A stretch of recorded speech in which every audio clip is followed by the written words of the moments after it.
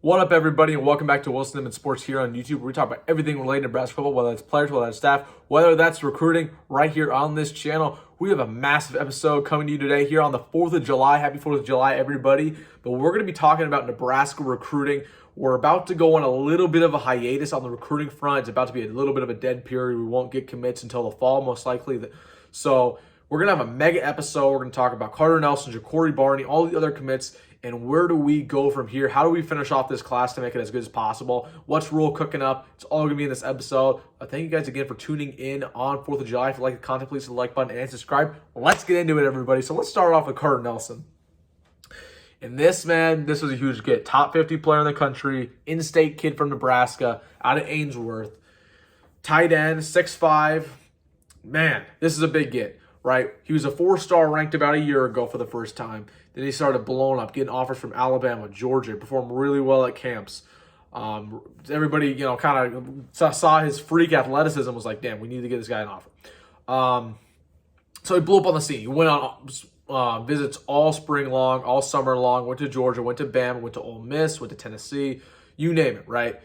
And for the longest time, we thought he was going to come to Nebraska, but we were worried, right? We were worried. This guy was going all over the country. And it wasn't until he came on a visit last weekend or 2 weekends ago when it really sealed the deal. We knew it when Danny Kawan was peer recruiting him. We knew he was going to be in.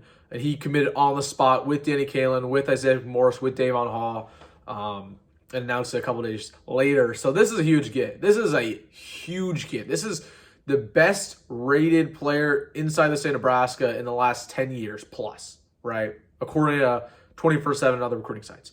So just by the status alone of the 4-star and being inside the top 50, that gives him a lot of clout. That gives him a lot of, expectations. But here's what we need to consider. Carlon Jones is a little bit of a developmental player. And I know that sounds absurd. You're saying, Wilson, he's in the top 50 in all recruiting sites, or most recruiting sites. There is no way he's a developmental player. This guy should be playing year one. And although I understand that, and I agree a little bit, we have to realize two things here. One, he is playing 8-man football right now in Ainsworth, okay? He has never played real 11-man football, maybe ever. If he has, middle school level, club level, right? Not against good talent, not against high schoolers. He hasn't played in camps 7v7. He's probably played, he hasn't played in camps 11v11. He probably played 7v7, but not 11 man. So it's going to take him a little bit to transition to that aspect. That won't take too long. I think he'll be fine. Here's my thing, is that tight end of any position is the least likely for a guy to get on the field right away, in my opinion, right? Because almost every tight end, when they get to college, they're underweight. Every time. There's not a single position that struggles more with weight than tight end, right? O-linemen, they'll get on campus and they'll be 300 pounds. Granted, that 300 pounds will probably mostly be bad weight, and they'll need to cut that, but they don't have a weight issue, right? They're fine weight-wise. They just need to switch it around, right? Carlon Jones right now is sitting at, according to 24/7, he's sitting at 205. Okay? For a Big Ten tight end, you're looking at least being 230, 235, 240. Unless you want to get ran through. This guy needs to add on about 30 pounds of muscle, of weight. I mean, that's not going to be overnight. The only way he can play as a true freshman is if we play him at wideout. We very well could. I wouldn't personally do it. I think good things can take a little bit of time, right? Tight end's the only position in college football where it kind of does take time. There are unicorns. Arik Gilbert was a unicorn coming out of high school. He played for LSU as a true freshman, played pretty well, right? That's because when he came out of high school, he was at good weight, right? And he didn't play in the Big Ten.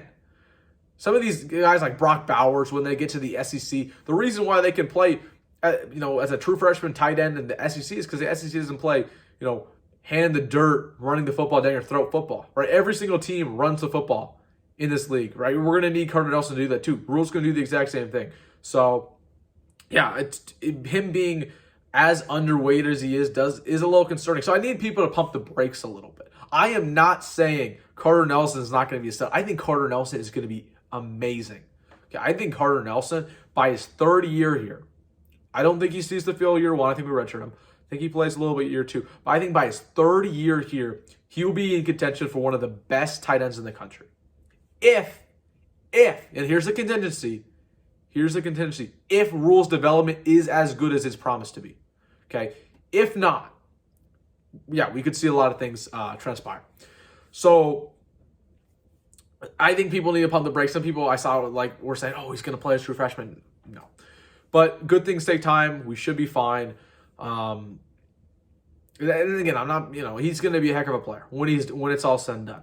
So this was a huge game. This was a huge recruiting win for Matt Rhule. And yeah, he's really dominating Nebraska. He really has. And that's what you want to see from a new head coach, right? When Scott Frost got here, he cleaned the board in Nebraska. He got about everybody, right, including Omaha. When Mike Riley, I can't say that for Mike Riley, but when a new coach gets here, right, they can get about anybody they want in state because they can still sell a vision, right? If Matt Rhule comes in here and loses a lot next year, and this is what people don't get, is if Matt Rhule comes in here and loses next year, and let's say he goes 3-9, I'm not saying that'll happen. What if it does, right?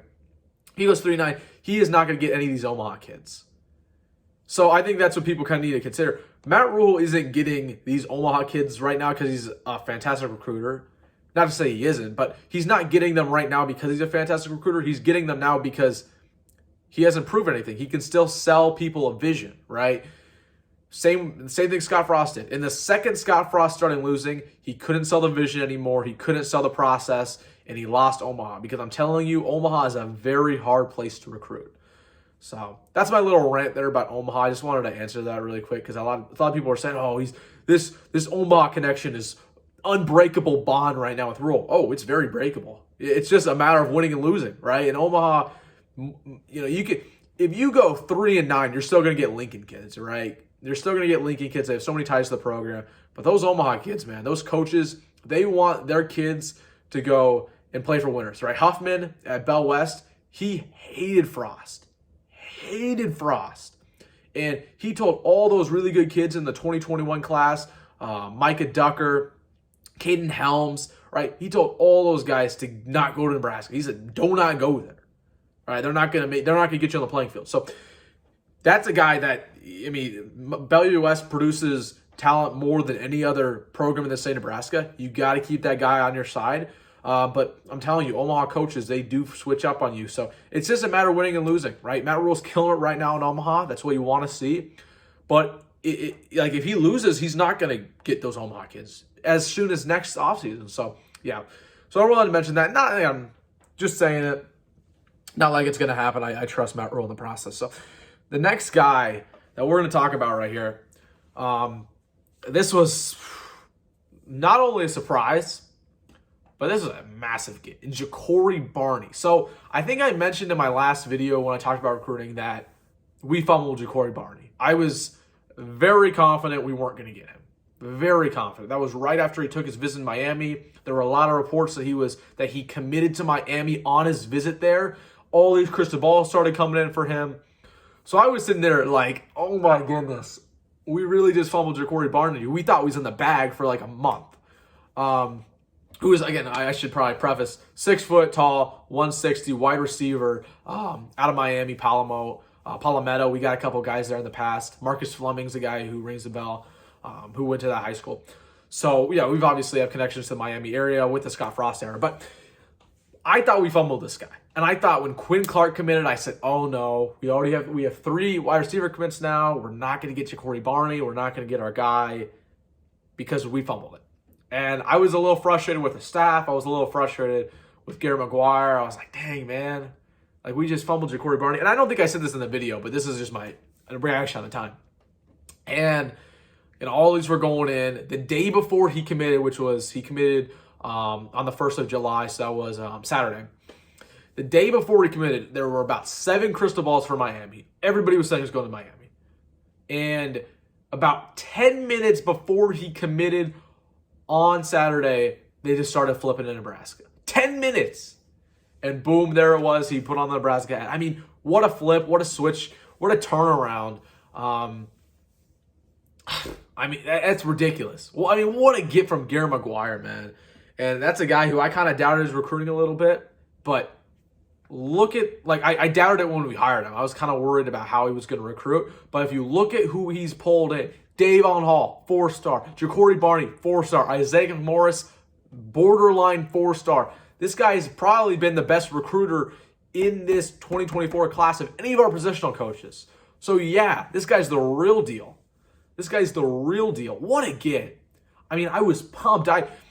I was eating dinner, and I checked my phone, and I looked at Twitter, and bam, right? Like, just got a bunch of notifications. Jacory Barney is N. I mean, this is a statement. This is a statement get. And I saw a couple staff members tweet out Nebraska, right? Remember that? I don't want to bring Nebraska back. I mean, that gives me a lot of bad memories. But we know how important it is to get a foothold in Florida. Tom Osborne lived off it, right? Tommy Frazier, Florida, right? Came from Florida, right? We've lived off it in our dynasty. Was living off those Florida guys. We're living off it now. You need to recruit Florida to win in modern day college football. You know, you need it. So it's important to get that foothold. And Miami produces more talent than about every other city in the entire country when it comes to high school football recruits. So that's good to get a foothold there, including Miami Palmetto, which, I mean, they D1. That's D1. That's like IMG Academy right there. So yeah, that was a big switch. That was a big flip from what we thought. We thought he wasn't committing. We thought he was all going to Miami. Man, what a flip. What a turnaround. So we have two others I want to talk about real quick. Kawan Lacey is another one. I don't think I got to him yet. So hold on, I got to pull up my notes on him real quick.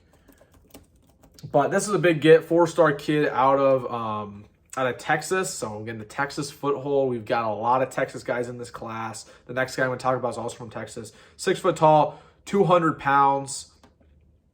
Kind of he's a little bit of a bigger running back. He runs like that too. A guy who you look at his film, and the first thing I watch when I see him is he is really good in pass pro.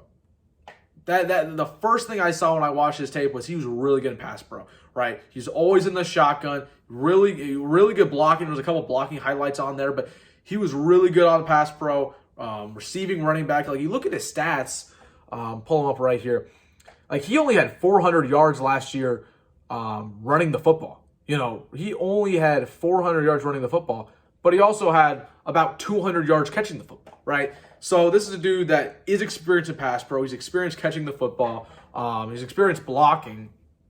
I mean, I think that could serve dividends.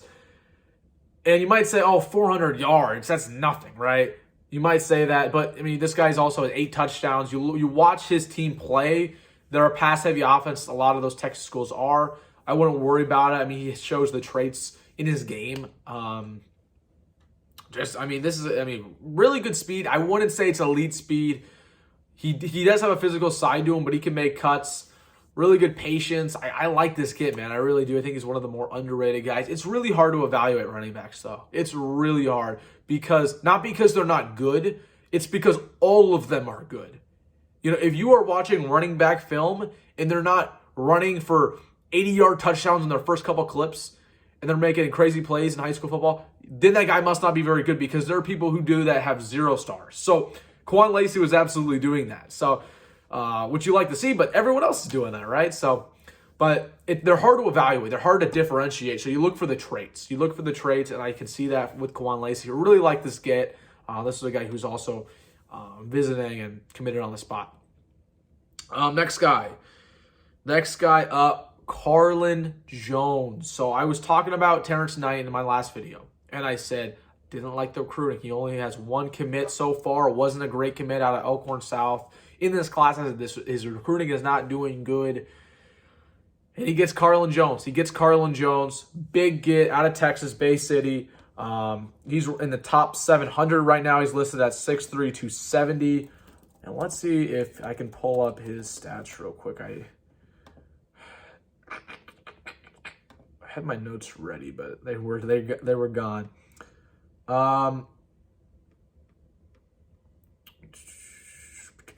Yep. Okay. Here we go. So yeah, he had 13 sacks last year in Texas high school football.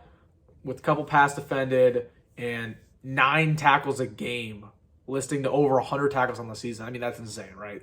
You watch his film. He beats you on the inside. I think we'll probably play him on the inside. He's not really an edge rusher. He does have to put on a little bit of weight, but definitely wins through power more so than elusiveness. He's probably a D end in our system. If we were running a 4-3, he'd probably be a D tackle, but in our system, I can't see him ever being a nose tackle. So he's probably a D end, but really it's a glorified D tackle in the 33-5.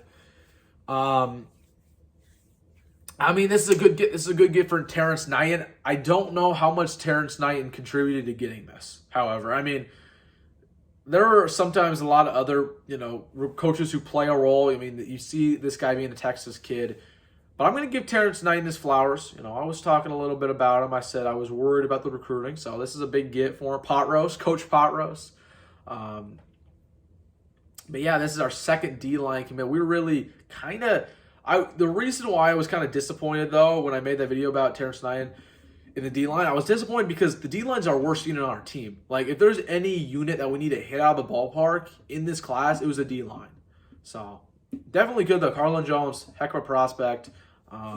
He now joins Ashton Murphy as the 2 D-line commits in this class. So, yeah, I feel like we definitely need to add on one more.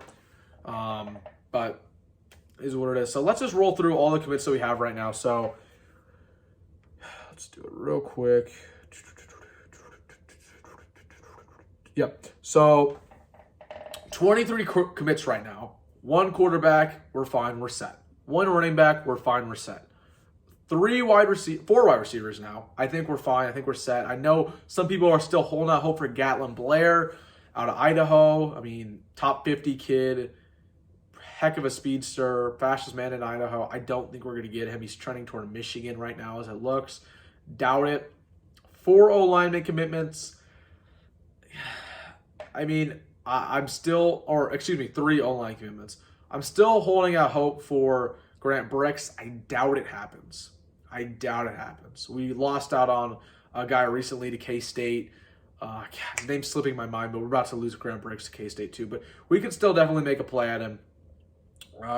And by the way, Grant Bricks was the only guy who didn't verbally commit on that visit 2 weeks ago. There was about 10 guys there, and everybody there, or a little bit more than 10, every guy there was either already committed or verbally committed when they were there, and he was the only one who did it. So I'm still holding out hope for him, but yeah, 3 O-line commitments. We definitely need 1 or 2 more. D-line, 2 commitments. We definitely need 1 more. I'm still holding out hope for Jacob Smith, but he looks like he's trending toward Michigan right now as well. We have no edge. We have no edge players on this class. And honestly, I guess we don't really need an edge with this system. You're looking more so at outside linebackers.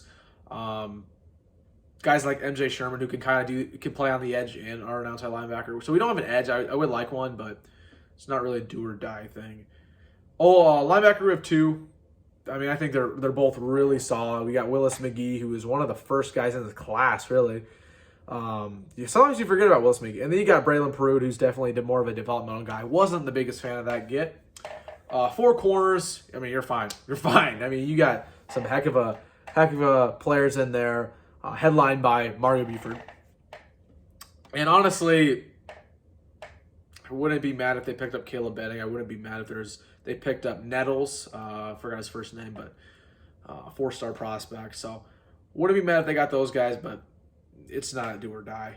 We don't really have too much spots left in this class, honestly. And then we have 2 safeties. Don't need to do anything there. We have 1 punter. So, yeah, we have 23 commits. I think we can only afford to get about 4 more guys in this class. Because remember, we are still struggling with scholarships. We are right up here with scholarships. Like, we had a problem going into this year, going into the offseason, we had like 105 guys on scholarships. We need 90. We need to cut that down to 90. So, yeah, we definitely can't overdo it here because we still have a bunch of young guys. This is a young team. It's been a young team for the last 10 years, it feels like. But we need 4 more commits, and here's how we do it. We need more on the D-line. 1 more. I would like an edge. I would like 1 more lineman, and I think you call it a day. I think you can call it a day on this class. So Grant Bricks is number 1. Secure Grant Bricks. Number 2 is Jacob Smith on the edge. Secure Jacob Smith. And number 3 is a tough one because you're looking at a D-line commit. We already talked about how I don't think Terry Stein's done a great job right now on the D-line. So, I mean, really, we don't have any leads on the D-line. Like, I'm scrolling through 24/7 right now, and I'm scrolling through anybody who is interested in us who plays D-line, and we really have nobody. You have one guy, Jay-Sean Ross, who says we're interested in us.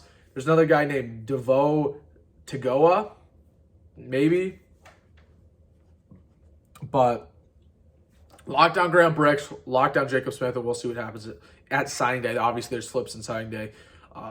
We might not know. We might flip a guy who's committed. So we don't worry about it. But this class, man, it's almost over. It really is.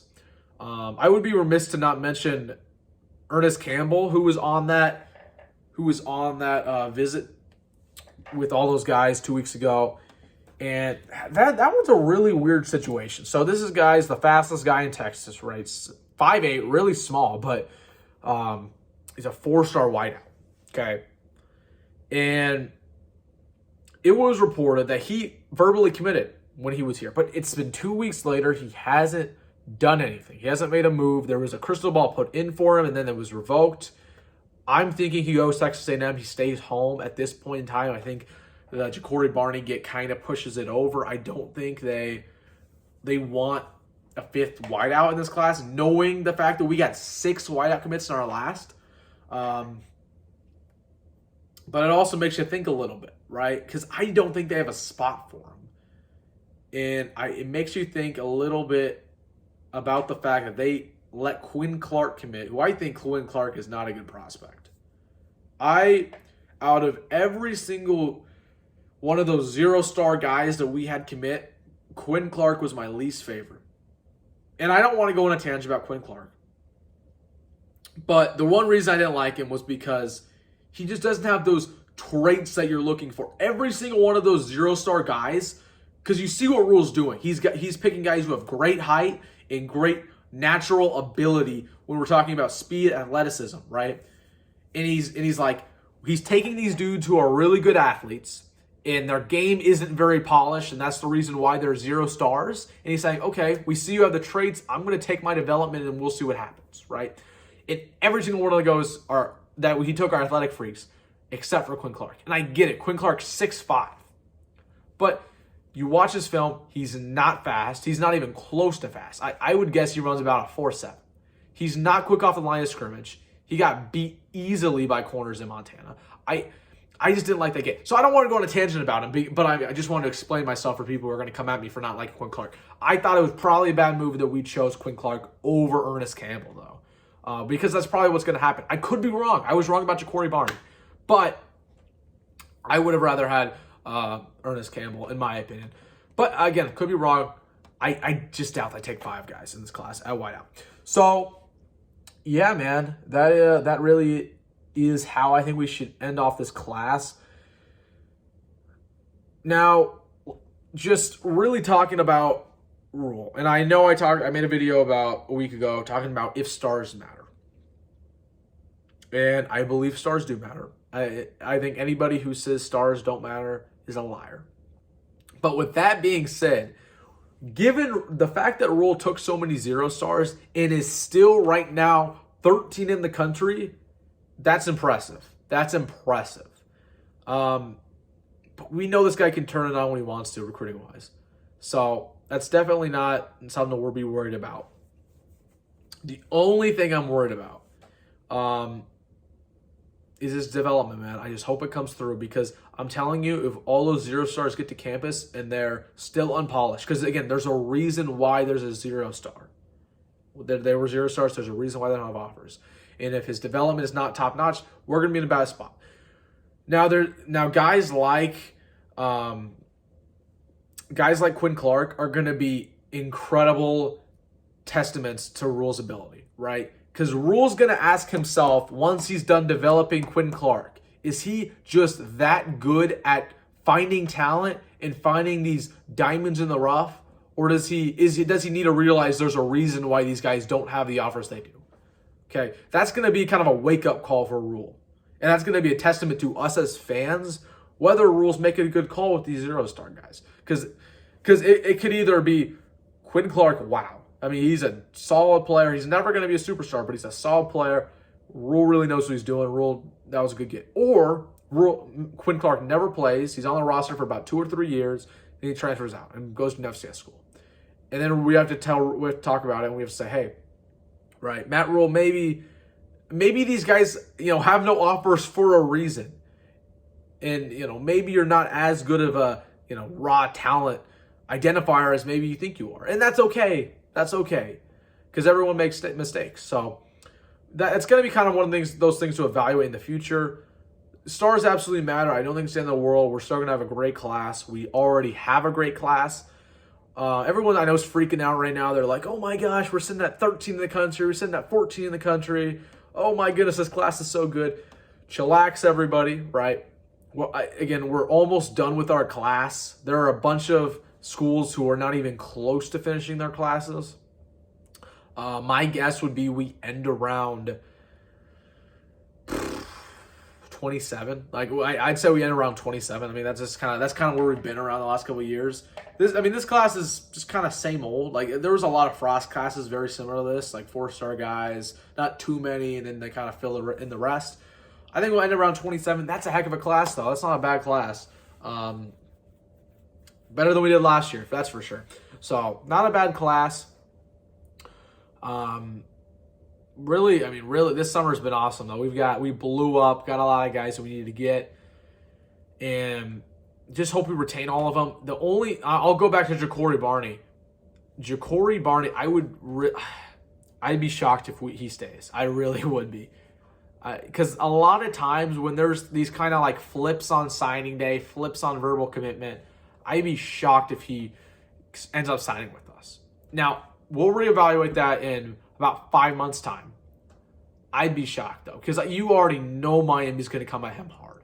And Miami, we know Miami's recruiting tactics, okay? If we know anything about Miami's recruiting tactics, it's Nebraska's cold. You don't want to go to Nebraska because they're in a cornfield. And the second we start losing football games, if we do, Miami's going to come at us. And which is funny because they suck themselves, but we know Miami's recruiting tactics, right?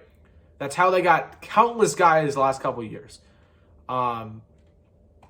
There was a guy by the name of Markeith Williams, who's a huge 4-star safety that I wanted to get really bad, who ended up committing to Miami. And basically, he was a Nebraska lean for a long time. The reason he ended up going to Miami, though, was just because they literally peer recruited him and said, hey, right, you're coming here. This is kind of like the gangster party school that they always kind of marketed. We're the cool boys. You get to stay home. You're in the nice weather. That's literally what they told him. And he has sealed the deal. And he went to a pool party with a bunch of other commits and current Miami players, and that sealed the deal for him. So we know how Miami recruits. We know how they peer recruit. I would be shocked if Jacory Barney stayed. And if he does stay, that is a testament to Grant McGuire even more. And Matt Rule. And Marcus Satterfield. So definitely things to watch. I'm happy we have Jacory Barney for the meantime, though. And hopefully we can we can keep him. So there it is, man. That's my video talking about Nebraska recruiting. I don't want to keep you guys here for too long. It is 4th of July, everybody, so go ahead and enjoy that. But, man, what a class this has turned out to be. We'll end around 27. I doubt we get any more commits soon. We might. I doubt it. I'd say usually July is a massive it's really a dead period. There's no more official visits. You're starting to ramp up toward fall ball. You're starting to ramp up toward the season. July and August, there's just no recruiting news for the most part. And these kids are also, they're getting ready for their senior year of high school. So, yeah, that's why I kind of want to make this video, just kind of a final little summer recruiting video. And then the next couple videos will all be about, we'll finish up breaking down the team, and then we'll start to talk about this season. We'll start breaking down all of these teams that we're going to go up against and what's the key to the success? How do we make this year as good as we possibly can with the roster we have, with the staff we have, with the opponents we have? So there you go, everybody. 30 minutes about on the dot. I'll see you guys. Have a great 4th of July. Go Matt Rule, go Big Red. And as always, if you like the content, hit the like button, comment, let me know what you agree with. Well, let me know what you disagree with. And without further ado, have a good one, everybody.